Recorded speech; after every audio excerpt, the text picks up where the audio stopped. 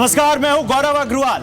कुछ धर्म के ठेकेदारों ने धर्म की आड़ में एक बेटी के टैलेंट को दबाने की कोशिश की है। सुरों की सरताज नाहिद आफरीन का गुनाह बस इतना है कि उसने पिछले दिनों आईएसआई समेत कुछ आतंकी संगठनों के खिलाफ गाने गाए थे। कुछ मौलवियों को यह बात नागवार गुजर गई और 16 साल की बच्ची के खिलाफ मोर्चा खोलते हुए एक नहीं दो नहीं 46 फतवे जारी कर दिए गए। लेकिन नाहिद आफरीन ने इन फतवों को दरकिनार करते हुए साफ कर दिया है कि वो ना झुकेंगी और ना टूटेंगी, वो सिर्फ गाएंगी। लेकिन अब सवाल ये उठता है कि क्या कोई धर्म इतना कमजोर हो सकता है कि वो संगीत के 7 सुरों से टूटता और बदनाम होता है? आज बिग स्टोरी बिग डिबेट में बात इसी की करेंगे और सवाल भी उठाएंगे कि आईएसआईएस के खिलाफ गाना गाना गुनाह कहां से हो गया? क्या अल्लाह की नेमत नहीं है म्यूजिक? इस पर हम बात करेंगे और बात करेंगे कि टैलेंट पर फतवा क्यों। मेरे साथ एक बड़ा पैनल है जिसमें राकेश सिन्हा, शाजिया आलमी, मौलाना रशीदी, शबनम खान, अंसार रजा, तमाम बड़े नाम है। लेकिन उससे पहले ये छोटी सी रिपोर्ट।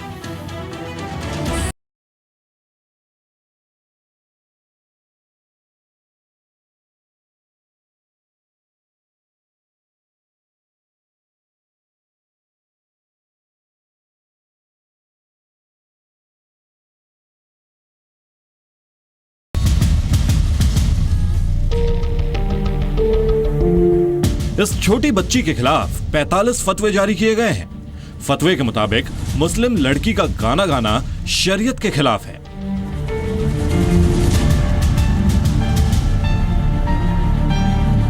लेकिन नाहिद आफरीन ने कहा कि ऐसे फतवों की फिक्र नहीं करती हैं वो, ना ही इनसे डरने वाली है। मुझे फतवा का मीनिंग पता नहीं था। जब न्यूज़ पे आया तो फिर भी मैं नॉर्मली रिएक्ट कर रही थी। म्यूजिक के जरिए हम अल्लाह को भी कनेक्ट कर सकते हैं, उन्हें फील कर सकते हैं। तो music has no religion. Afreen के खिलाफ फतवा जारी किए जाने के बाद अलग अलग तबकों से आफरीन के समर्थन में आवाज बुलंद हुई है। देखिए, दुर्भाग्य है ये फतवे कोई खुदा के सच्चे बंदे नहीं कर सकते फतवे, और मैं समझता हूँ ये देश हित में नहीं है। खबरदार जो महिलाओं पे ये फतवा नॉनसेंस लगाते जाएंगे, इनके ऊपर हम फतवा लगाएंगे, फिर मालूम हो जाएगा। इकट्ठे होकर बैठकर इस तरह के फतवे जारी करना, उससे और कंट्रोवर्सी पैदा होती है। मैं समझता हूँ कि अगर किसी भी शख्स में अगर ये फेल था तो उसको बुलाकर उसकी तशरीह की जा सकती थी। असम सरकार ने भी मामले की पूरी जांच कराने की बात कही। देखिए, नाहिद आफरीदी के लिए सिर्फ असम की जनता ऐसा नहीं, सारा देश का जनता नाहिद आफरीदी का साथ है और रहेगा। और सरकार की तरफ से जो भी सुरक्षा व्यवस्था जरूरत है, इस सुरक्षा व्यवस्था किया जाएगा। अभिनेता और सिंगर भी आफरीन के साथ खड़े नजर आ रहे हैं। सभी ने मौलानाओं के फतवे की खिलाफत की है कि इस लड़की पे में जो फतवा है व्हाटएवर तो जारी किया है। तो मेरे समझ में नहीं आता कि म्यूजिक को जब भी आपको कन्वीनियंट है तो आप कहते हैं कि इट्स म्यूजिक अपने आप में रिलीजन है, इसमें बाउंड्रीज नहीं है। संगीत में सचमुच कोई भेदभाव नहीं है। अगर संगीत में नहीं है तो गाने वाले के साथ कोई भेदभाव नहीं होना चाहिए।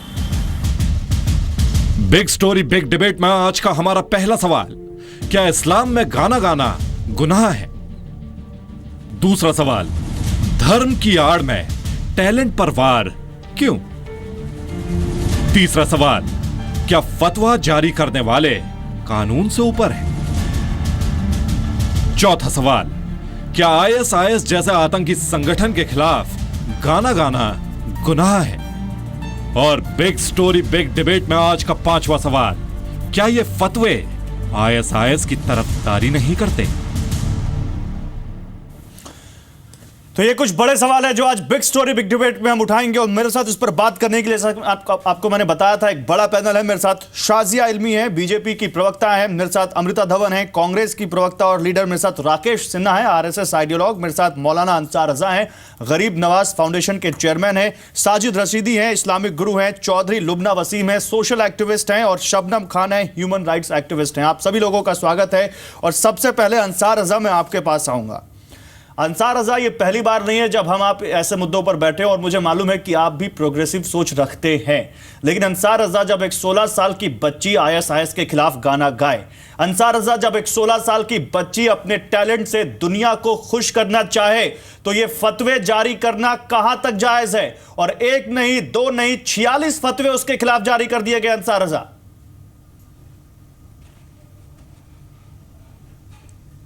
गौरव जी, सबसे पहली बात तो एक बात आप क्लियर कर दीजिए या फिर चैनल पे बता दीजिए कि आपने जो बात कही है कि आईएसआई के खिलाफ उसने गाने गाए हैं तो फतवे जारी हुए हैं, क्यों आप इस मुल्क के हिंदुस्तानियों को आप आतंकवादी कहना चाहते हो?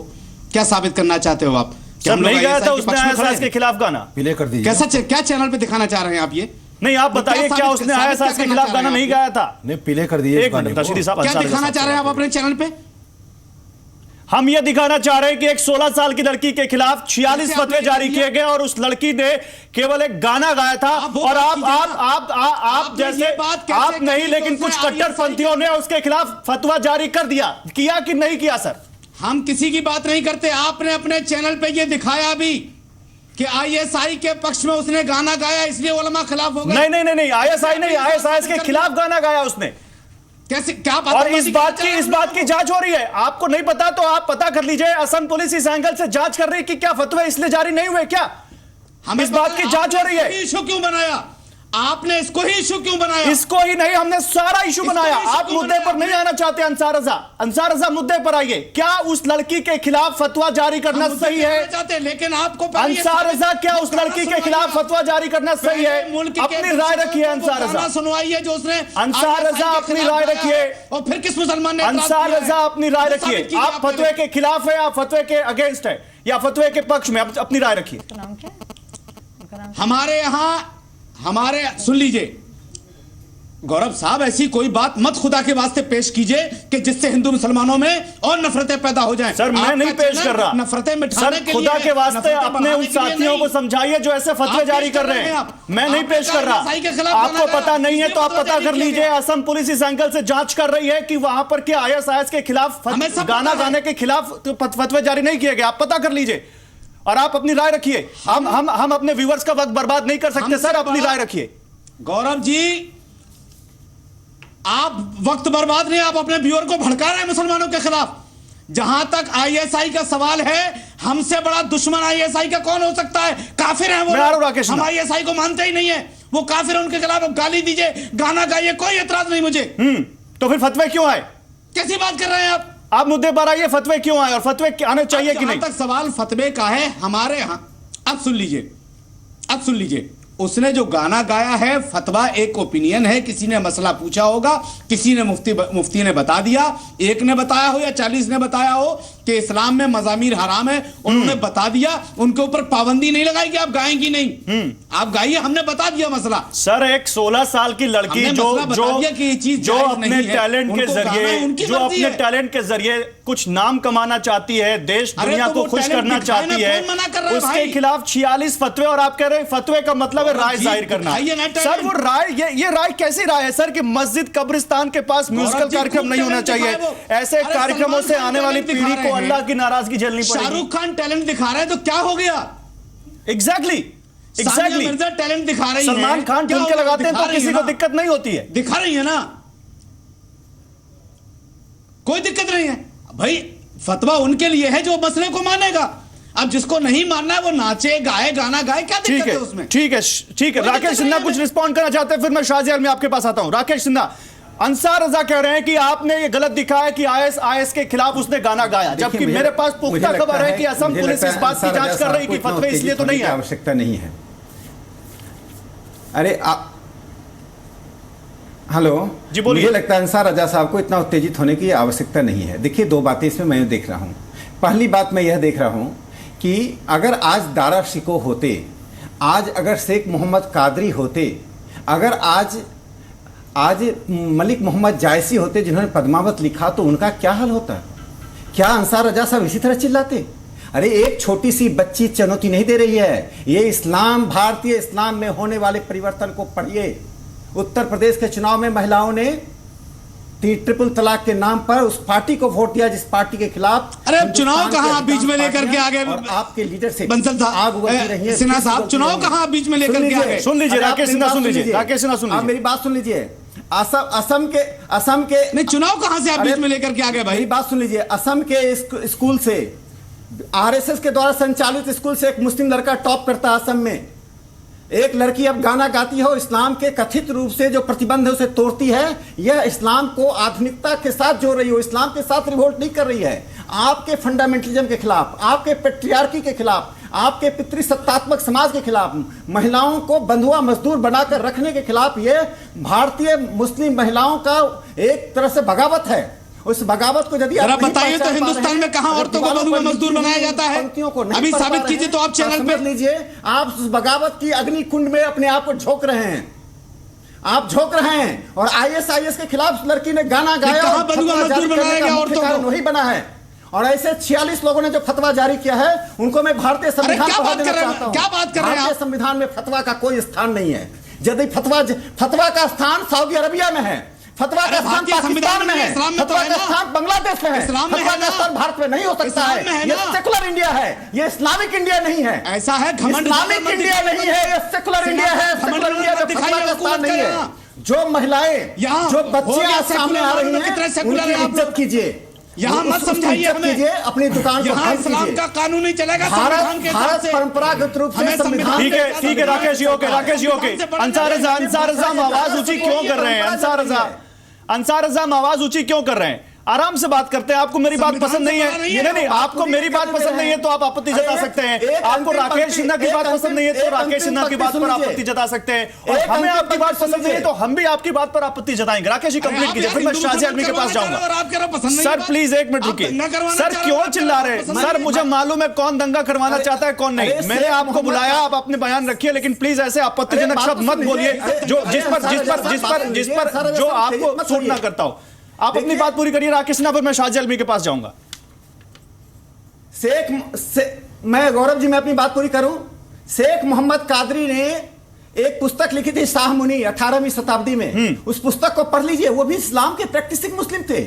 भारत में औरंगजेब की एक धारा थी, एक दारा शिकोह की धारा थी। दारा शिकोह की धारा फिर से इमर्ज कर रही है। ये छात्रा और ये मुस्लिम महिलाएं वो उसी दारा शिकोह की धारा की हैं। आपको स्वीकार है, स्वीकार कीजिए। नहीं स्वीकार है, इस्लाम दारा शिकोह से नहीं चलेगा। ये महिलाएं मुमताज नहीं है। मैं इनका अभिनंदन करता हूं भारतीय पंथ निरपेक्षता के, भारतीय। ठीक है, okay sir, okay Rakesh ji मैं आऊंगा आपके पास। शाजिया यहाँ पर एक बहुत बड़ा सवाल खड़ा हो गया है। आज भी जो पिछले कुछ दिनों में ही सवाल खड़ा हुआ था जब हमने कश्मीर का एक बैंड देखा था और उसके खिलाफ भी फतवे आ गए थे। शाजिया, क्योंकि आप भी एक मुस्लिम हैं और आप भी एक महिला हैं, जरा बताइए हमारे व्यूअर्स को शाजिया, बीजेपी की स्पोक्स पर्सन होने के अलावा भी, कि ऐसे फतवे जो जारी किए जाते हैं ऐसी लड़कियों के खिलाफ, उसका क्या असर पड़ता है लड़कियों पर, और क्या ऐसे फतवे जायज हैं? इस तरह के फतवे बिल्कुल भी जायज़ नहीं है। हमारी जमहूरियत में, प्रजातंत्र में इन फतवों की कोई जगह नहीं है। ये बच्ची बात कर रही है इबादत की, खुदा से जुड़ने की, और मौसीकी उसका तरीका है, उसका सेल्फ एक्सप्रेशन है। हमने अभी भी बात की, राकेश जी ने जिक्र किया कई लोगों का।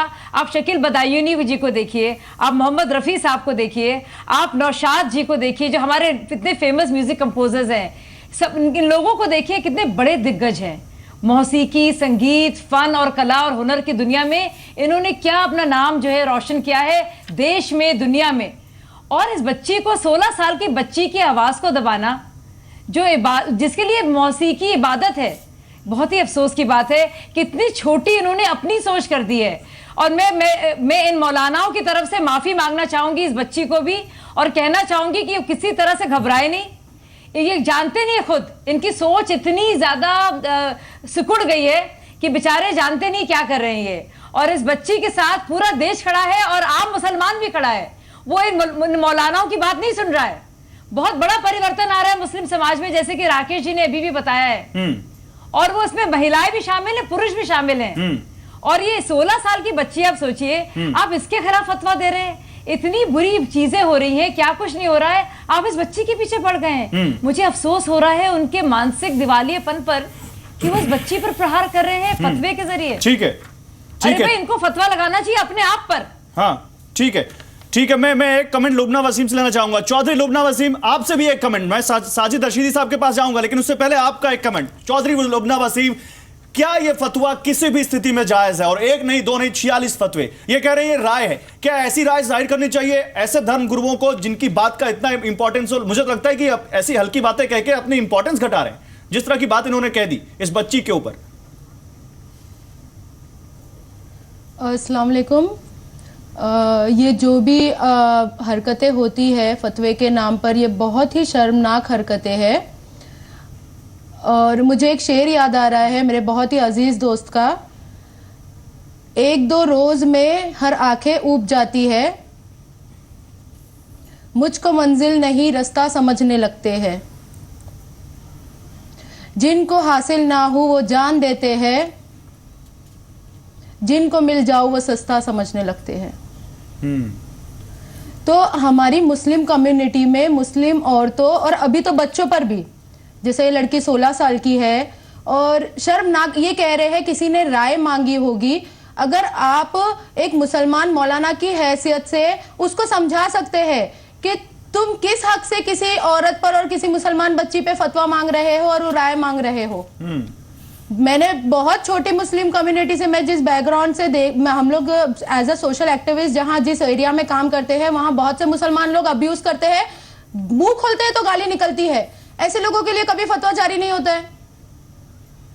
बहुत बड़े बड़े सिंगर्स हैं और बहुत बड़े बड़े मुस्लिम सिंगर्स हैं, मेल सिंगर्स हैं, बहुत कुछ हुआ है, उन लोगों के लिए फतवा नहीं निकलता है। मसला सिर्फ ये है कि ये बहुत छोटी एज की लड़की है और बहुत छोटे कस्बे से आई हुई है और किधर ना किधर ऐसे लोगों की सोच बहुत छोटी है जिन्होंने फतवे के नाम पर अपनी राय दहनगी दे दी। अब मैं साजिद रशीदी साहब से लेना चाहूंगा व्यूज। साजिद रशीदी साहब, ठीक है, आप इस्लाम के नाम पर आप बहुत सारे लोगों को आप अपने नियम कायदों के हिसाब से लोगों को कहते हैं ये सही है, ये गलत है, लेकिन सर कहीं तो लाइन खींचनी पड़ेगी। एक ऐसी लड़की जो केवल अपने टैलेंट के जरिए दुनिया को खुश कर रही है, एक टैलेंट के जरिए देश का नाम रोशन करना चाहती है, अपने परिवार का नाम रोशन करना चाहती है, क्योंकि उसने एक गाना गा दिया और उसके खिलाफ फिर तमाम, हो सकता है आप उस बात को समर्थन करें ना करें, अभी आप बताएंगे, लेकिन कुछ ऐसे लोगों ने, कुछ इस्लामिक गुरुज ने उसके खिलाफ 46 फतवे जारी कर दिए। सर आप इस बात को डिफेंड करते हैं, आप इस बात को सही मानते हैं? मैं दो तीन चीजें बताना चाहता हूं, बड़ी शांति के साथ आप भी सुनिए, बीच में मुझे टोकिएगा मत।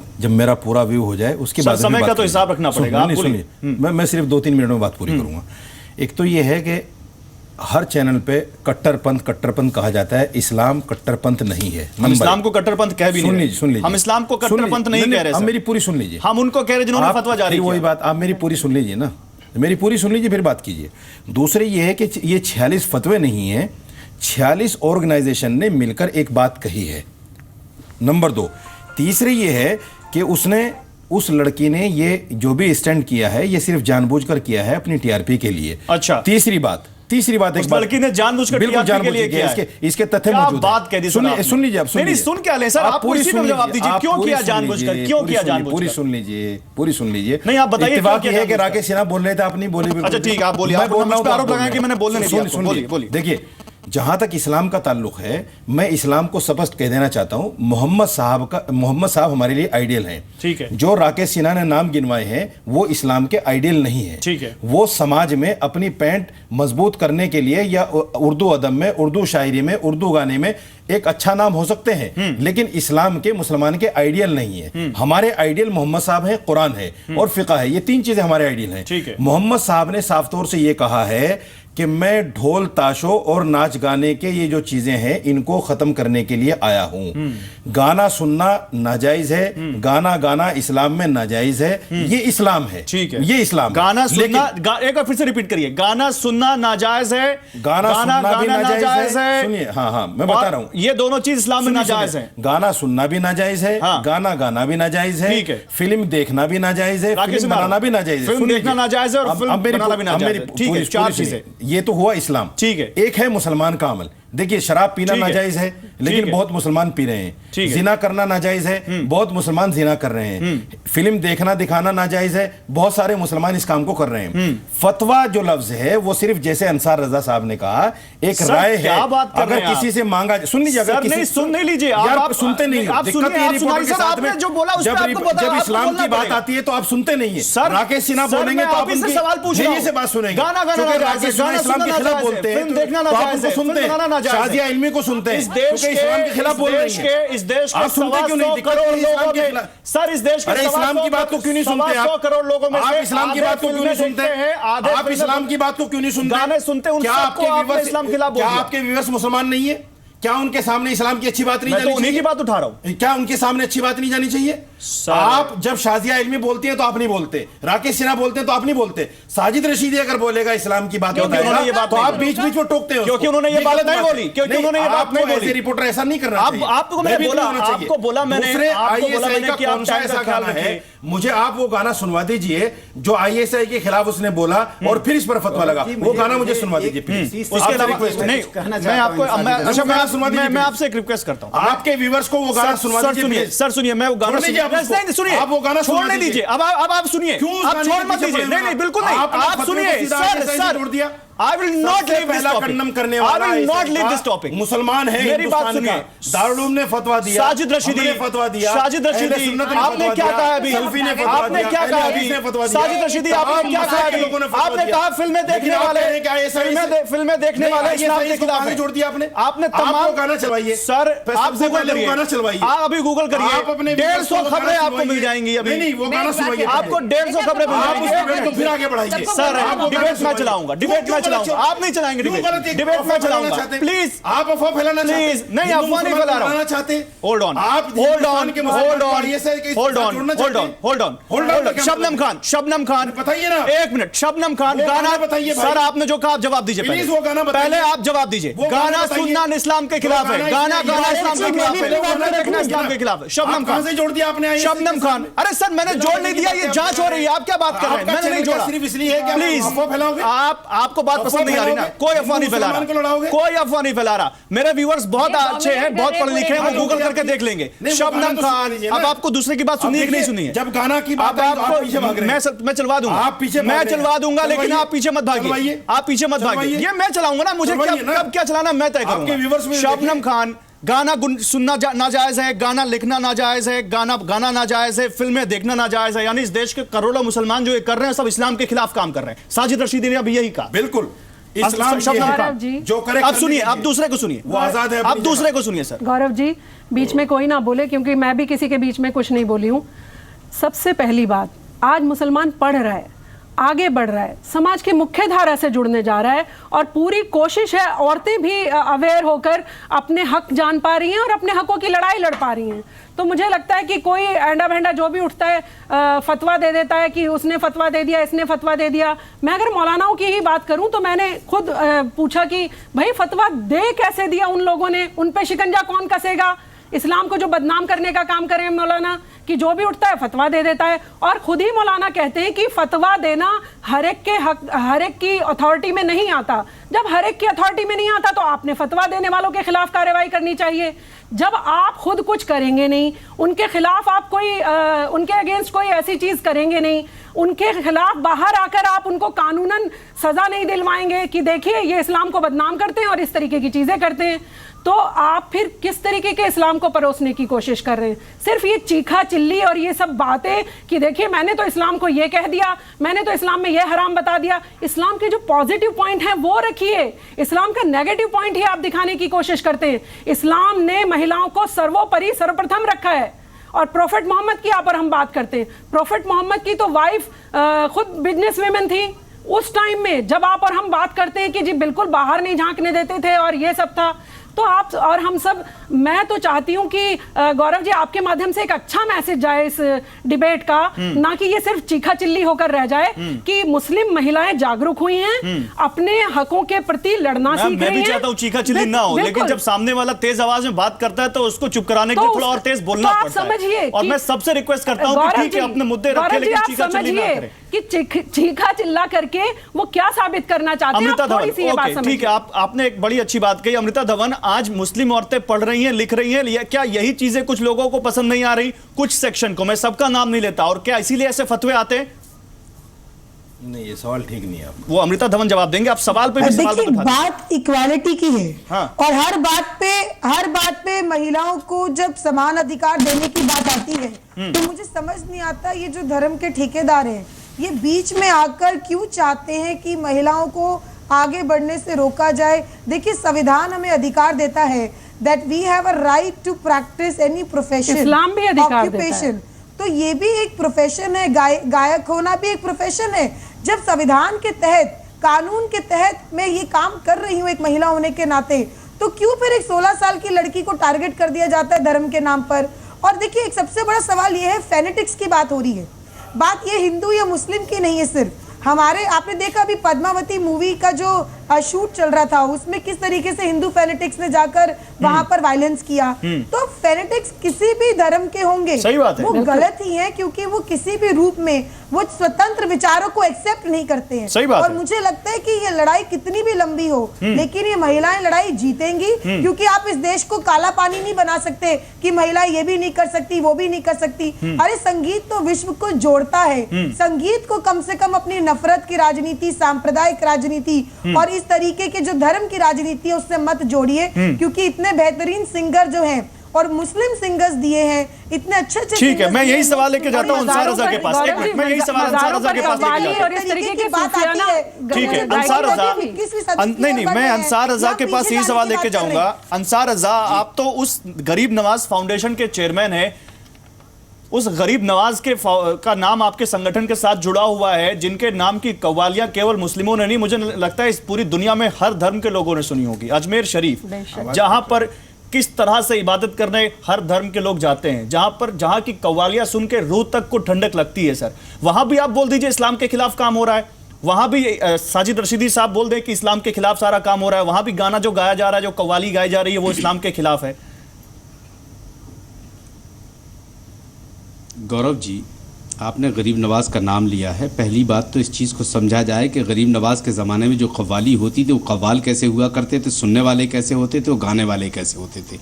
जब ये तारीख आप पढ़ेंगे तो आज का ये विषय ही नहीं होगा। सर नहीं, इस विषय यहाँ पर बैठे एक पैनलिस्ट ने बनाया है। सुन लीजिए, आप सुन लीजिए ना, उनको सुन तो लीजिए, सुन लीजिए। प्रोफेशनल संगीत मुझे बोलने दीजिए। देखिए, नाहिदा का जहां तक सवाल है, वो गाना अगर गा रही हैं तो वो इस्लाम से खारिज नहीं हो गई। कोई भी आदमी उनको इस्लाम से खारिज नहीं कर रहा है कि वो इस्लाम के, वो मुसलमान ही नहीं रही। जो आदमी ये कह रहा है वो गलत करेगा, वो ऐसा कोई मसला नहीं। रशीदी साहब ने ये कहा है कि गाना गाना और गाना सुनना इस्लाम के खिलाफ। एक मिनट प्लीज, सर इसका मतलब क्या हुआ? सजा देंगे, फतवा जारी करेंगे? मैंने क्या ये कहा है इस्लाम से निकल गई वो? काफिर नहीं कहा। आप कहाँ सब नहीं बोले, एक एक करके बात है। नहीं, मैं सर, आप हर चीज आप भी कर लीजिए, डिबेट भी आप कर लीजिए, सवाल भी आप कर लीजिए, जवाब भी आप पूछ लीजिए। सर मुझे दूसरे पैनल से पूछने दीजिए, जवाब दे रहे, सुन लीजिए ना। सर आपने कहा ना ये गाना गाना इस्लाम के खिलाफ है, आप इस पर जवाब दीजिए। अंसार रज़ा, मैं बोलूं? बोलिए। मैं बोलूं? देखिए, अब जहां तक सवाल नाहिदा का है, उन्होंने जो भी टैलेंट दिखाया है, जो भी दिखाया, उनको मुबारक हो, उनके वालिदैन को मुबारक हो। जिन लोगों ने राय मांगी है, उन्होंने राय जाकर के, उनको चाहिए ये था कि ये तमाशा करने से बेहतर था कि उनके वालिदैन के पास जाते, उनके सामने ये चीज रखते, भाई क्या हमारे लिए दुरुस्त है, क्या दुरुस्त नहीं। अगर वो मानते तो ठीक है, नहीं मानते उनके हाल पे छोड़ देते। ये तमाशा करने की बिल्कुल कतन जरूरत नहीं थी, क्योंकि जरा जरा सी चीजों को लेकर के लोग इस्लाम का हवाला दे करके इस्लाम को बदनाम करने की कोशिश करते हैं। और सर मुझे तो लगता है आप जो बात कह रहे हैं ना सर, मुझे तो लगता है जो आप बात कह रहे हैं बहुत अच्छी बात कह रहे हैं, लेकिन एक चीज जो आपने बोली कि जरा जरा सी चीजें लेकर जो इस्लाम का हवाला देते हैं, सर उन 46 संगठनों को या 46 फतवे देने वालों को भी ये सोचना चाहिए था कि इतनी सी चीज पे फतवे क्यों दिए जा रहे हैं। क्या नाहिद आफरीन गई थी उनके पास राय मांगने? क्या नाहिद आफरीन के किसी परिवार वाले ने राय मांगी थी? सर मुझे आज आपसे ये उम्मीद है कि आप इस टीवी पर बैठकर लोगों को बताएंगे कि कैसे कुछ कट्टरपंथियों ने आपकी पूरी धर्म को बदनाम करने की साजिश रखी है। गलत बात है। उनको बोलने दीजिए, मैं आऊंगा आपके पास। देखिए गौरव जी, मसला क्या है? देखिए गौरव जी, देखिए जो भी मसले में, देखिए सानिया मिर्जा के टाइम पे भी यही हुआ, आपको याद होगा। बिल्कुल याद है। वो एक लड़की, वो सना खान के ताल्लुक से भी वही बात आई थी, उन्होंने सिंदूर लगाया था। कभी कभी होता क्या है, कुछ लोग अपने नाम नमूद के लिए जबरदस्ती कूद करके अपने आप को हाईलाइट करवाने के लिए इस तरह की बातें शुरू कर देते हैं, जिससे इस्लाम को निशाना बना करके वो तो हाईलाइट हो जाता है। देखिए, ना तो इस पे इस्लाम की जात पे कोई फर्क पड़ेगा। हमारी 2-3 बहनें बैठी हुई हैं, चाहे शाजिया जी हो, शबनम जी हो या जो भी हो, ये लोग भी इस बात को समझती हैं। जहां तक गाना गाने का सवाल है, गाने का तरीका होता है। गरीब नवाज का आपने तस्करा किया। गरीब नवाज के जमाने में जब कव्वाली होती थी तो सुनने वाले भी बावजू हुआ करते थे, गाने वाले भी बावजू हुआ करते थे, और कलाम भी ऐसा हुआ करता था कि रूह को ठंडक मिलती। सर शरिया के खिलाफ बता दिया गया। सर एक मिनट, शाजिया, राकेश सिन्हा मैं आ रहा हूं, एक मिनट शाजिया अल्मी, एक मिनट, अमृता जी आ रहा हूं। शाजिया अल्मी, शरिया के खिलाफ बता दिया गया कि ये बता दिया गया कि ये शरिया के खिलाफ है, और ये बता रहे हैं कि कुछ लोग हाईलाइट करने के लिए ही करते हैं। शाजिया, मेरा सवाल सुन लीजिए। शाजिया, अगर कोई हाईलाइट होने के लिए इस्लाम का इस्तेमाल कर रहा है तो आप क्यों फतवे जारी कर रहे हैं? आप क्यों इस्तेमाल होने दे रहे हैं और आप क्यों उसको शरिया के खिलाफ बता दे रहे हैं? क्योंकि ये अपने खुद को हाईलाइट कर रहे हैं ना, इसीलिए तो है, इसीलिए तो टीवी चैनल में आकर उनकी तरफ से बोल रहे हैं। ये अपने को कर रहे हैं हाईलाइट। मैं कुछ और बात कहना चाह रही हूँ गौरव, 2 चीजों से मुझे बहुत एतराज है। अभी एक आपके शो में एक शख्स बैठे, साजिद रशीदी साहब, इन्होंने आज कहा कि जो लड़की है ये अपने को प्रमोट करने के लिए इस तरह के गाने गा रही है। यही वही शख्स है साजिद रशीदी। मैं आपको बता दूं गौरव जी, जो एक और देखिए कैसे बोल रहे हैं। इन्होंने मेरे बारे में कहा था कि शाजिया अल्मी मुसलमान नहीं है क्योंकि ये होली खेलती हैं बीजेपी कार्यालय में। जायज है होली खेलना? बताना चाहती हूं, होली खेलना गैर महरम के साथ जायज है? आप बता दीजिए मुझे। अरे होली खेलना गैर महरम के साथ जायज है? आप सतीश उपाध्याय के साथ खेले, डॉक्टर हर्षवर्धन के साथ खेले, मेरे पास फोटो में क्या जायज है? आप मुझे बता दीजिए। इस्लाम में आप तय करेंगे, कोई क्या करेगा? इस्लाम में गैर बात कर रहे हैं रशीदी साहब। हाँ ठीक है, शाजिया अल्मी की बात पूरी हो जाए। अगर नहीं मानते, लुब्ना वसीम में आ रहा हूँ, लुब्ना वसीम में आ रहा हूँ, शाजिया की बात पूरी हो जाए। शाजिया को लाइए स्क्रीन पर, शाजिया को लाइए स्क्रीन पर। शाजिया कहता है कि आप मानिए। हाँ ठीक है, शाजिया हमको मत मानिए। शाजिया की बात पूरी हो जाए। शरीयत में होली खेलना गैर मर्द के साथ जायज नहीं है। शाजिया की बात पूरी हो जाए। शाजिया पूरी कीजिए अपनी बात, फिर मैं आ रहा हूँ साजिद रशीद। भाई साहब अभी तो बोलने दीजिए। आपने उठाया है ना मुद्दा, आप हाईलाइट होने के लिए मुद्दा उठा रही है। किस तरह का शख्स है ये कि मुझे बोलने नहीं दे रहा है? एक तो जबान पे काबू रखिए। चुप नहीं हो रहा है इंसान। मैंने आपको अभी तक कोई शख्स है क्या है? आपको रखना है। किस तरह का शख्स? ये लफ्ज क्या बोल रही है? मैं आपको आप करके बोल रहा हूँ। मैं नहीं बोल रही आपके बीच में। मुझे ये बताइए रशीदी साहब, आपकी सोच कराएं कि किसी को बोलने नहीं देंगे। मर्द के साथ होली एक मिनट रशीदी साहब आप सोच के आए, किसी को बोलने नहीं देंगे। सर आपके पास आऊंगा, आप बोलिएगा। प्लीज रुक जाइए सर, प्लीज रुक जाइए। शाजिया अपनी बात पूरी कीजिए, मैं आपको नहीं टोकूंगा, पर प्लीज रुक जाइए। शाजिया अपनी बात पूरी कीजिए। जी तो आप देखिए कितना खतरनाक है। आप गौरव ये देखिए कितना खतरनाक है हमारी लोग जमहूरियत के लिए कि इस तरह के लोग जो है हावी हो रहे हैं, बुलंद हो रही हैं। आप मुझे सिर्फ इस्लाम में बताइए, जायज है क्या होली खेलना? जो बेसिक आइडियल्स हैं, गैर मर्द के साथ होली जायज है क्या? सिर्फ ये बता दीजिए ना। आप जवाब नहीं दे सकती। आप टीवी में बैठ के जवाब नहीं, आप या तो जायज कहिए ना जायज कहिए। नहीं, आप ये कहिए जायज है या ना जायज है। एक बात नहीं गौरव आप चुप कराइए। आप कह दीजिए ना। अगर आप प्लीज साजिद रशीदी आप क्यों डिबेट डिरेल कर रहे हैं? साजिद रशीदी रुकिए। शाजिया अल्मी बोलेंगी केवल। शाजिया अल्मी सलमान होकर आप आप मुझे रशीदी साहब हम आपको रिस्पेक्ट करते हैं। डिबेट डिरेल हो रही है। शाजिया अपनी बात पूरी कीजिए। आदमी बुली कर रहा है आपको। मैं आ रहा हूँ, राकेश जी आ रहा हूँ। आदमी बुली कर रहा है आपको और आप बुली होते रहे। नहीं, कोई बुली नहीं कर रहा। शाजिया की अपनी बात पूरी कीजिए। शाजिया अपनी बात पूरी कीजिए।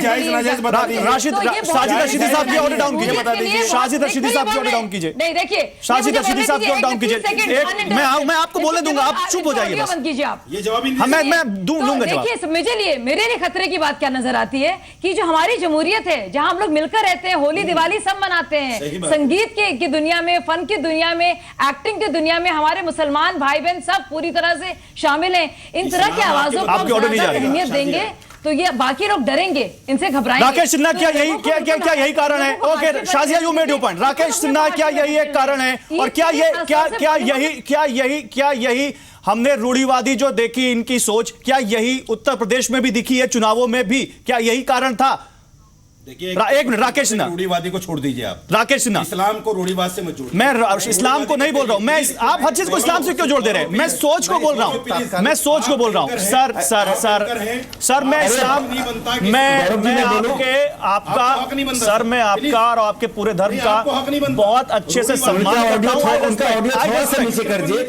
सर मैं आपको नहीं कह रहा, लेकिन आप इस सोच, आप ओहो आपने 3 बातें गलत कर दी सर। अरे आप और मैं कहूं कि आपने सारी बातें गलत कही तो मानेंगे। मैं दिखाना ही चाहता हूं, मैं दिखाना ये चाहता हूं कि इस देश में जब आज इस देश का मुसलमान खुले तौर पर साथ मिलकर आगे बढ़ने को तैयार है, आप जैसे लोग रोक रहे हैं उसको। आप मुस्लिम महिलाओं मैं कहना ही चाहता हूं, मैं बताता हूं कहना क्या चाहता हूं, मैं बताता हूं क्या कहना चाहता हूं सर, मैं बताता हूं क्या कहना चाहता हूं। एक मिनट राकेश जी, मैं ये दिखाना चाह रहा हूं कि जब इस देश का, जब इस देश, सर मेरी बात, कट्टरपंथी कहेंगे उसको, आप आईएसआई के साथ जोड़ेंगे उसको। हो गया, मैं बोलूं अब। मैं दिखाना यह चाहता हूं कि जब इस देश का मुसलमान सबके साथ मिलकर आगे बढ़ने को तैयार है, जब इस देश की मुसलमान बेटी, इस देश का मुसलमान बेटा, मां बाप बहन भाई सब आगे बढ़ने को तैयार है, तो कुछ ऐसे लोग जिनको यह पसंद नहीं आ रहा वो ऐसे फतवे जारी कर उनको रोकने की कोशिश कर रहे हैं। मैं ये दिखाना चाह रहा हूं। राकेश सिन्हा, राकेश सिन्हा, राकेश सिन्हा, राकेश सिन्हा, आप बोलिए। देखिए उनका थोड़ा ऑडियो कम कर दीजिए। मैं 2 बातें कहना चाहता हूं। ये सिर्फ तात्कालिक नहीं है। 16वीं 17वीं शताब्दी में जो हिंदुस्तान के भीतर, जबकि हिंदू राज नहीं था, मुगल शासन था, उस दौरान जो हिंदुस्तान के भीतर दारा सिकोह की जो परंपरा विकसित हुई थी, उसी परंपरा का फिर से पुनर्जागरण है। मैं उसी परंपरा का पुनर्जागरण कहता हूं। यदि दारा सिकोह ने उपनिषद का अनुवाद किया तो क्या उस पर फतवा जारी होगा? इनका बस चले तो पूरे इंडोनेशिया पर ही फतवा जारी कर देंगे। इंडोनेशिया में तो 90% 80% से अधिक मुसलमान हैं, बाकी लेकिन संस्कृति भारतीय है, तो क्या इंडोनेशिया पर फतवा जारी हो जाएगा? मैं इतना कहना चाहता हूं कि 2 बातों का डर रहे हैं। पहली बात, भारतीय मुस्लिम महिलाएं अपने हाथ में नेतृत्व ले रही हैं। वे अपने नेतृत्व मौलवियों के हाथों में, पुरुषों के हाथों में सौंपने के लिए तैयार नहीं है। चाहे वो राजनीतिक सवाल हो, राजनीतिक सवाल पर उत्तर प्रदेश ने दिखा दिया है। सांस्कृतिक सवाल पर एक छोटी सी बच्ची ने कि हमारे हाथों में आ जाए महिला। इस बच्ची के आप चाह रहे हैं सियासी तौर पर कि महिला हमारे हाथ में आ जाए। मौलवी नहीं चाहता, मौलवी नहीं चाहता, आरएसएस चाह रहा है कि कुछ औरतें हमारे साथ आ जाए। आपने 3 तलाक की गुगली फेंककर आज श्रेय लेना चाहते हैं उसका। आप 3 तलाक का श्रेय लेना चाहते हैं कि 3 तलाक के नाम पर आपको वोट दे दिया मुसलमान ने। कहां वोट दे दिया? आप बताइए मुझे, कितना वोट दे दिया मुसलमान ने आपको? कितना वोट दे दिया आपको मुसलमान ने? 3 तलाक के नाम पर कहां ले जाना चाहते हैं इस देश को? आरएसएस कहां ले जाना चाहते हैं? क्या मुसलमान के अंदर में फूट डालो की राजनीति करना चाहते हैं आप?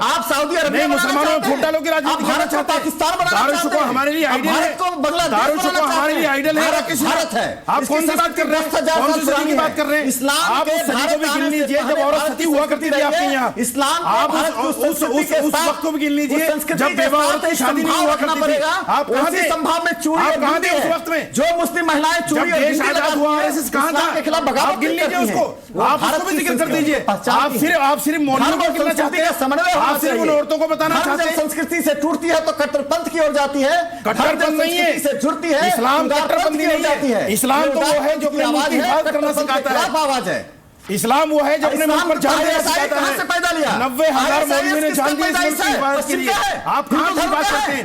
आरएसएस का एक कार्यकर्ता आजादी में नहीं था। आईएसआईएस की जिम्मेदारी आपको गोडसे को मानने वाला हिंदुस्तान का देशभक्त नहीं हो सकता। झंडा बुलंद गोडसे को मानने वाला देशभक्त नहीं हो सकता। फतवा जारी करने वाला होगा। सुन लीजिए, गोडसे को मानने वाला देशभक्त नहीं हो सकता।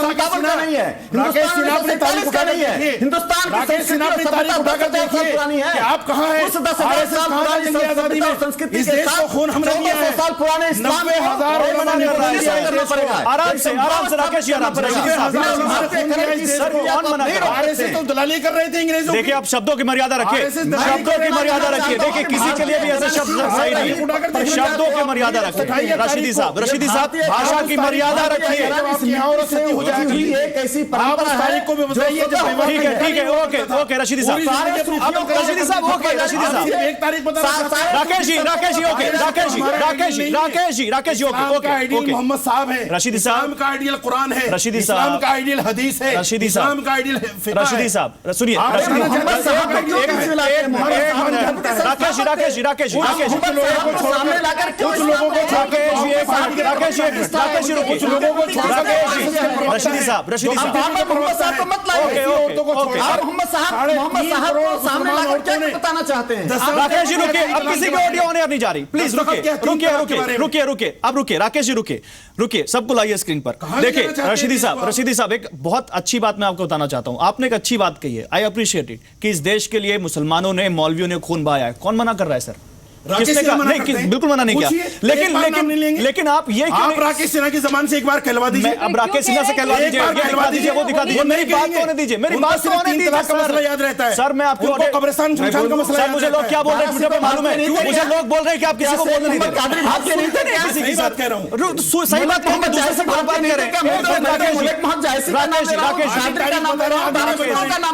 पूरी तारीख बताएं। शबनम, एक मिनट, अंसार रज़ा मैं आ रहा हूं आपके पास। शबनम बहुत देर से बैठी है। शबनम, सुप्रीम कोर्ट का एक तर्क है मुझे और जाना है गौरव जी, दूसरे चैनल पे जाना है। अंसार रज़ा मुझे 5 मिनट दे दीजिए, आपको पूरा मौका दूंगा मैं। 1 मिनट रुक जाइए, बस आ रहा हूं, 5 मिनट में आ रहा हूं। शबनम, सुप्रीम कोर्ट का तर्क है कि शरीयत अदालतों के फतवों की कोई कानूनी मान्यता नहीं है, कोई कानून फतवों को मान्यता देता नहीं। मुफ्ती या मौलवी फतवा मानने के लिए मजबूर नहीं हो सकते, लोगों को परेशान करने के लिए किसी धर्म का इस्तेमाल नहीं हो सकता। 2005 में सुप्रीम कोर्ट की टिप्पणियां हैं। उसके बाद अगर फतवा यह कह दिया जाए कि ऐसे कार्यक्रमों से आने वाली पीढ़ी को अल्लाह की नाराजगी झेलनी पड़ेगी, तो ये कौन सी नाराजगी की बात कर रहे हैं मौलवी या ये जो तथाकथित धर्मगुरु हैं? और क्या ये सुप्रीम कोर्ट के आदेशों को भी नहीं मानते? गलत इस्तेमाल कर रहे हैं आप, तथाकथित धर्मगुरु, फिर लफ्जों गलत इस्तेमाल। गौरव प्लीज, सर आप एंकर हैं। सर मैं एंकर हूं, सर मैं एंकर हूं, लेकिन मुझे मालूम है कि क्या सही है क्या गलत है। चलिए ठीक है, आप साजिद रशीदी जिनको आपको नहीं बोल रहा हूं, क्यों बोल रहे हैं? आपने फतवा जारी किया, आप बोल रहे हैं, आपको नहीं बोल रहा मैं, आपको चैनल आपने फतवा जारी किया, आपने फतवा जारी किया, आपको चैनल पर नहीं बोलना चाहिए, आपने फतवा जारी किया, मैं फतवा जारी करने वालों को बोल रहा हूं। सर आपने फतवा जारी किया, इस्लाम का व्यू रखने के लिए बुला तथाकथित बोल रहे हैं आप। सर आपने फतवा जारी किया, इस लफ्ज को वापस लीजिए आप। सर आपने फतवा जारी किया। किसने? इस्लाम यही है। I did not call Sajid Rashidi तथाकथित, so called। I बोलिए चैनल पे these मौलवीज के बाद बिल्कुल यह मत बुलाइए हमें, मत बुलाइए हमें। 1 मिनट, अब सर आप हर चीज में बोल रहे हैं।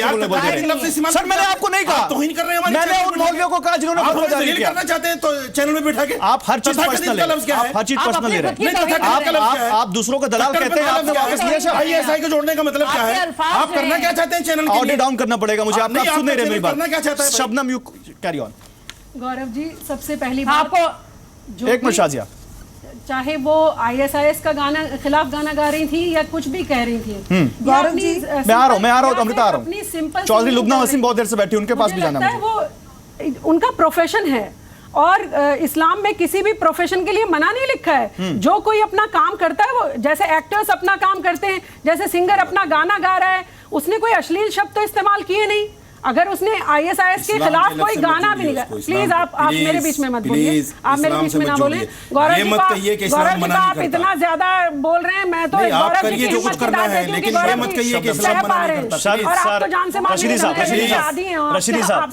नहीं करनी, प्लीज बोले नहीं, इस्लाम से मत जोड़िए। मुझे तो सिर्फ इतना कहना है कि मुस्लिम औरतें अवेयर हो रही हैं। और गौरव जी मैं आपके माध्यम से कहना चाहती हूं कि इस तरीके की चीजों को ये जो भी बकते घूमते हो, इनकी सुनने की जरूरत नहीं। आप ताकतवर बनिए और पढ़िए लिखिए, और कुरान शरीफ को सिर्फ हमारे अल्लाह से जोड़ता है हमें बीच में किसी मीडिएटर की ना जरूरत थी, ना है, और ना हमें आगे भविष्य में इनकी जरूरत पड़ेगी। तो हम सीधे खुदा से अपनी बात कर सकते हैं। कुरान शरीफ हमारे लिए है। शाजिया, अमृता आ रहा हूं। शाजिया कुछ कह रही थी। शाजिया मैं आ रहा हूं, अंसार रज़ा साहब इसके बाद तुरंत आपके पास आ रहा हूं, तुरंत आ रहा हूं, 1 मिनट में। मैं शबनम जी की बात से पूरी तरह इत्तेफाक रखती हूँ।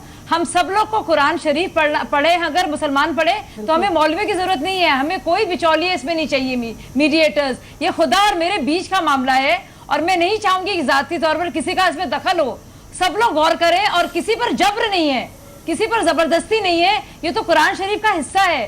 तो ये लोग जो है अपनी खुद की तौहीन करते हैं, ये इस्लाम के नाम को जो है गिराते हैं, स्तर को गिराते हैं, और ऐसे लोगों को इतनी पब्लिसिटी नहीं देनी चाहिए, क्योंकि ये गलत इंप्रेशन देते हैं अपने बारे में भी, कम्युनिटी के बारे में भी, जो असलियत नहीं है। आम मुसलमान इस वक्त पूरी तरह से नाहिद के साथ खड़ा है। ठीक है, अंसार रज़ा के पास जाएंगे। ठीक है, अंसार रज़ा आपका कमेंट, मैं सवाल नहीं पूछ रहा, आप कमेंट आपका सीधे।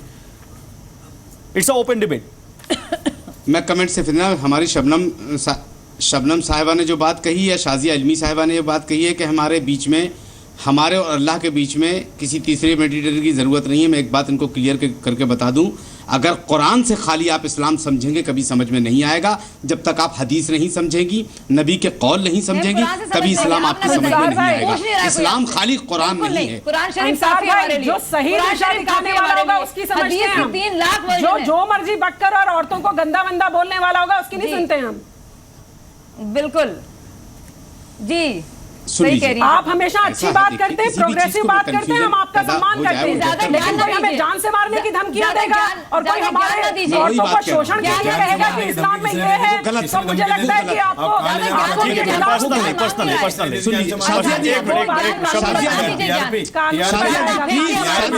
अरे सर सब साथ में बोलेंगे तो कैसे होगा? अंसार रजा को बोलने दीजिए प्लीज।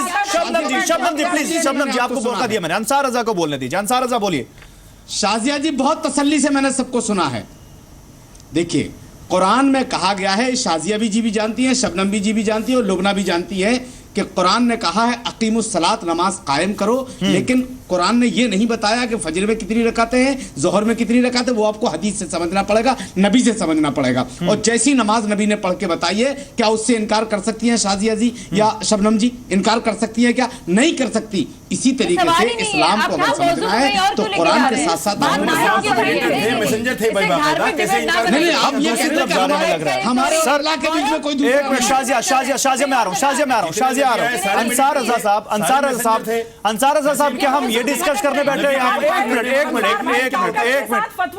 मिनट शबनम जी रशीदी साहब, अंसार रजा को लाइए जरा स्क्रीन पर। एक मिनट, किसी की आवाज नहीं जा रही। अंसार रजा को लाइए जरा स्क्रीन पर, केवल अंसार रजा को। अंसार रजा, मेरा एक सवाल, आप जा रहे हैं इसलिए मैं आपसे सवाल पूछना चाहता हूं। अंसार रजा, ना मैं यहाँ इस्लाम के तौर तरीकों पर सवाल उठाने आया हूं और ना मैं इस्लाम को कुछ कहने आया हूं, ना उस पर कोई टिप्पणी करने आया हूं और ना ही मैं आपके ऊपर कोई टिप्पणी करने आया हूं। मैं उसका उतना ही रेस्पेक्ट करता हूं जितना दूसरे धर्मों का करता हूं।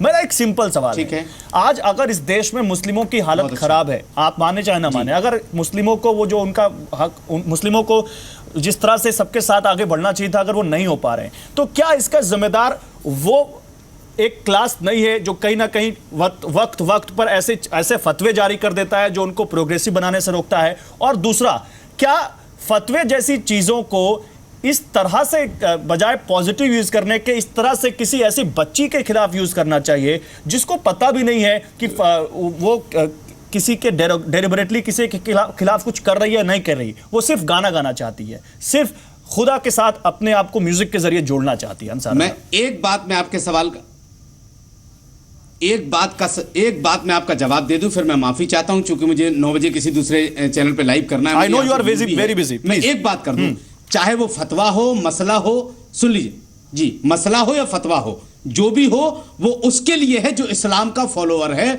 जो इस्लाम को माने। फतवा भी उसके लिए है, मसला भी उसके लिए है। जो आदमी मसला नहीं मानता है, इस्लाम नहीं मानता है, उसके लिए ना तो मसले की जरूरत है ना फतवे की जरूरत है। और आपके चैनल के माध्यम से मैं उन तमाम उलमाए किराम से गुजारिश करना चाहता हूं जो बार बार फतवा जारी करते हैं कि खुदा के वास्ते फतवा उनके लिए जारी कीजिए जो इस्लाम के फॉलोअर हैं, जो इस्लाम को मानते हैं, मसला मानते हैं। मत फतवों की वजह से इस्लाम को बदनाम करवाइए। बस आपसे आपके चैनल आपने तो एक सवाल बहुत बड़ा छोड़ दिया। मुझे लगता है आपको जाना नहीं पड़ेगा, 5 मिनट रुकना पड़ेगा। अंसार रजा, 5 मिनट रुकना पड़ेगा। अंसार रजा, आप ऐसे कहकर नहीं जा सकते। अंसार रजा, आप ऐसे नहीं जा सकते। एक सवाल आपको एक जवाब सुनना पड़ेगा। अंसार रजा 2 मिनट रुकिए। अंसार रजा 2 मिनट रुकिए। अंसार रजा 2 मिनट रुकिए। चौधरी लुबना वसीम अंसार रजा कह रहे हैं कि जो इस्लाम मानता है उसके खिलाफ फतवा जारी करिए, यानी जो फतवा नहीं मानता वो इस्लाम नहीं मानता। चौधरी लुबना वसीम, अंसार रजा जवाब सुन के जाइए। बिल्कुल नहीं, बिल्कुल नहीं। अंसार रजा साहब, मैं बुर्खा पहनती हूँ, इसका मतलब ये नहीं है कि हर बिकनी पहनने वाली औरत पर मैं बेशरम का लेबल लगा लूं। किसी को हक नहीं है। जजमेंट सिर्फ अल्लाह सुब्हानो तआला ही दे सकते हैं। आप जजमेंट मत दीजिए किसी के खिलाफ। नहीं दे सकते हैं कि मुसलमान औरत क्या खेलेगी, स्पोर्ट्स खेलेगी, एक्टिंग करेगी, सिंगिंग करेगी, क्या पहनेगी, कहाँ आएगी, कहाँ जाएगी। अरे आप स्पोर्ट, आप जैसे लोग जजमेंट 3 तलाक पे लड़ेगी नहीं लड़ेगी, आप जैसे लोगों की नहीं चलने वाली है। आप दाढ़ी रखकर हम औरतों पर हुकूमत नहीं कर सकते। गलत फहमी है आपकी।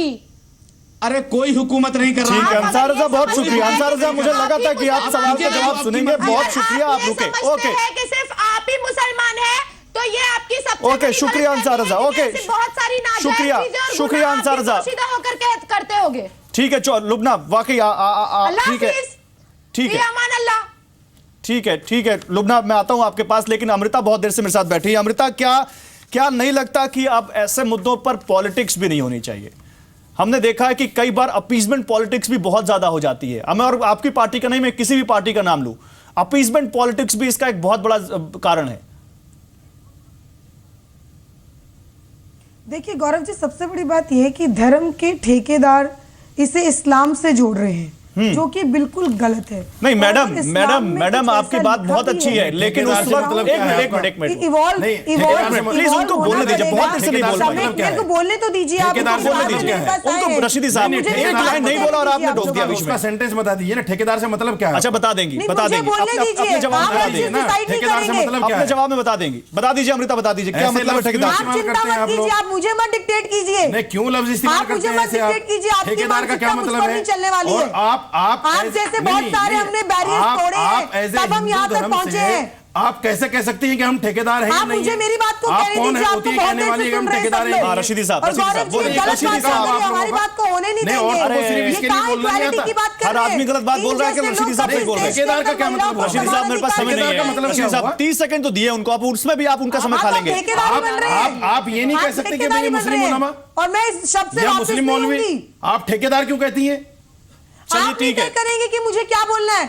हाँ, मैं तय करूंगा। मुझे क्या आप तय करेंगे कि हम ठेकेदार नहीं करेंगे। क्या मैं अपनी बात मौलाना रशीदी, आप नहीं तय करेंगे कि किसको क्या बोलना है, किसको क्या नहीं बोलना है। मैं ठेकेदार हूं या नहीं हूं? केवल अमृता धवन को लाइए, अमृता धवन बोलेंगी, केवल अमृता धवन को लाइए, केवल अमृता धवन को लाइए, केवल अमृता धवन बोलिए। पैनलिस्ट नहीं है यहाँ पर। अमृता धवन 30 सेकंड है आपके पास, जल्दी बोलिए, लेकिन अपीजमेंट पॉलिटिक्स पे बोलिए और उस पर भी बोलिए। जब चुनाव आता है तो नेता ऐसे धर्मगुरुओं के पास क्यों जाते हैं? एक मिनट, ऐसे धर्मगुरुओं के पास नेता क्यों जाते हैं, उस पर भी बोलिए। देखिए, मैं सबसे पहली बात एक कहना चाहती हूँ, मैं ये कहना चाहती हूँ कि जब मैं कट्टरपंथी के खिलाफ हूं। सबसे पहली बात, जो कट्टरपंथ की सोच है, अगर आप खाप पंचायत की बात करेंगे तो वहां पर भी एक कट्टर विचारधारा है। जो खाप पंचायत डिसीजंस लेती है लीगली वो भी वॉइड है और लीगली उनकी भी कोई मान्यता नहीं है, लेकिन खाप पंचायत भी डिसीजन लेती है और महिलाओं से उनका अधिकार छीनती है, उनकी स्वतंत्रता छीनती है। इसी तरीके से एक कट्टरपंथी यहाँ पर भी बैठे इस पैनल पर, जो इस्लाम के नाम पर महिलाओं को पीछे करना चाहते हैं। मैं पूछना चाहती हूँ, ऐसा कौन सा धर्म है जो महिलाओं को समान अधिकार नहीं देता, उनको डिग्निटी नहीं देता? वो क्यों अपनी इच्छा से आगे नहीं बढ़ सकती? ये कौन लोग हैं जो तय करेंगे कि महिलाएं क्या कांग्रेस ने यही किया है? क्या कांग्रेस ने 70 सालों में यही किया है? कट्टरपंथी का देख रही है नतीजा आप? आप कहाँ है कांग्रेस? पता है आपको मुसलमान नाराज करने की वजह से कांग्रेस कहाँ है? मुसलमान को नाराज कर दिया, कांग्रेस कहाँ है? जमीन में जाके लगे हो आप लोग, आपकी कोई हैसियत नहीं रह गई है, कांग्रेस की कोई हैसियत नहीं रह गई है। आपके ये अल्फाज ही मुसलमान को दूर करते हैं। आज मुसलमान की वजह से क्या हैसियत है कांग्रेस की, पता है आपको? आप मत तय कीजिए, ये मुसलमान की वजह से कांग्रेस की क्या हैसियत है, पता है आपको? ठीक है, तो अपीजमेंट पॉलिटिक्स करते रहिए, मुसलमान आपसे दूर नहीं जाएंगे। बता, ये कह रहे हैं साजिद रशीदी ये कह रहे हैं कि आप अपीजमेंट, मेरे पास समय बिल्कुल नहीं है, मैं एक फाइनल कमेंट लूंगा, राकेश सिन्हा, मेरे पास समय बिल्कुल नहीं है। Okay Amrita, thank you Amrita, समय नहीं है। राकेश सिन्हा को लाइए। आप कौन होती है? राकेश जी, मैंने अपीजमेंट पॉलिटिक्स इसलिए मुद्दा उठाया क्योंकि हमने देखा है चुनावों के पहले ये बहुत होता है। क्या सर ये भी एक रीजन है? और क्या हमें उस लड़की को सलाम नहीं करना चाहिए जिसने कहा कि ऐसे फतवों को मैं भाव नहीं देती और मैं अपना काम करती रहूंगी? देखिए, वो तो भारत में मुसलमानों इस्लाम के बीच रक्तहीन क्रांति की एक नेतृत्व कर रही है। मैं एक बात कहना चाहता हूँ, जिस जगह पर मेरा बिहार में जन्म हुआ उसमें एक बलिया लखनिया जगह है, वहां पर चुनाव के समय ही मुझे पता चलता है कौन हिंदू है कौन मुसलमान है। स्थानीयता की एक संस्कृति होती है, स्थानीयता का एक भूगोल होता है, स्थानीयता का एक परंपरा होती है। उसका रंग इतना चढ़ जाता है कि लोग इबादत करते हैं, लोग पूजा करते हैं, लोग साथ रहते हैं, साथ अर्थव्यवस्था है, साथ संस्कृति है, साथ समाज है। लेकिन चुनाव के समय में तुष्टिकरण करने वाली पार्टियां दिखा देती हैं कि तुम मुसलमान हो, तुम हिंदू हो। और ये विवाद वह पार्टियां कर रही हैं जो सुर्खियों में पंथ निरपेक्षता के ठेकेदार बनते हैं। मैं राशिद साहब को बता देता हूं ठेकेदार का मतलब क्या होता है। ठेकेदार का मतलब वह होता है जब दूसरों की स्वायत्तता, दूसरों की स्वतंत्रता को अब छीनकर उसकी जिम्मेदारी अपने ऊपर ले लेते हैं। यदि मैं पूरे हिंदू समाज का नेतृत्व मुझे लगता है अब समय नहीं है, हमारी डिबेट आगे जा रही है। जो बात सहमत है, ये काम तो आप भी कर रहे हैं राकेश सिन्हा। मुस्लिम महिलाएं पढ़ रही हैं, अपने हक की लड़ाई लड़ रही हैं, तो आप भी कर रहे हैं इस काम को। कुछ कहने से कोई फर्क नहीं पड़ेगा। ओके, थैंक यू आप सभी का बहुत शुक्रिया। रशीदी साहब आपका भी बहुत शुक्रिया। हम आपके सम्मान करते हैं, आपके धर्म का, इस्लाम का रिस्पेक्ट करते हैं, लेकिन हम उनका रिस्पेक्ट नहीं करते जो ऐसे फतवे जारी कर दे, और वो भी एक 16 साल की लड़की के खिलाफ। सॉरी, हम उनका सम्मान नहीं करते और हम उनको कट्टरपंथी कहते हैं, और हम चाहते हैं कि ऐसे फतवे ना आए, बल्कि मुस्लिमों के प्रोग्रेसिव थॉट के लिए, मुस्लिमों की प्रगति के लिए फतवे आए जो उनको आगे बढ़ाएं, पीछे न ले जाएं। और उस लड़की को तो सलाम जिसने कहा कि मैं ऐसे फतवों से नहीं डरती, मैं गाना नहीं छोड़ूंगी, संगीत मेरी जिंदगी है और अल्लाह ने मुझे इस आवाज से बख्शा है, तो मैं किसी से क्यों डरूं। इसी नोट पर डिबेट बस आज इतना ही। तय आपको करना है कि आपको किधर जाना है और किधर नहीं जाना है। आप ही अपनी जिंदगी के मालिक हैं। नमस्कार, आप देखते रहिए इजी बिजनेस, #VSBD पर अपना फीडबैक देते रहिए।